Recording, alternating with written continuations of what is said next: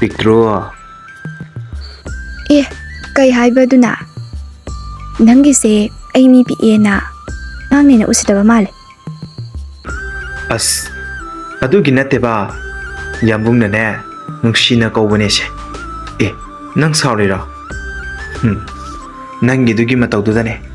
Eina piktru adum kouningngise. Ho piktru. Yare, kaubiyo haide. Yamung na ibu piktru kaurido. Aibu nusidana kaubanate. Kangi aisu. Mabuk asi yengune. Kaya patrino ba? Mina nungsidana piktru kauzaraga. Ado, se. Nang karam kanda nayum asem sida lake haino ba?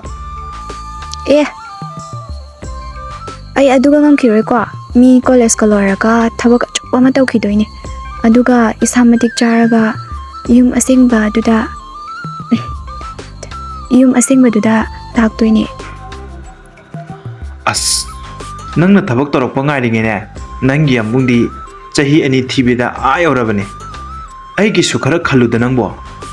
Nang na thabak toraga kaidokdoino ba? Nanggi yambung leiriside. Nang yambung leiringeda nang na kaidobage wana thabak tawdoino. Yare ko yambo. Yamungi khajok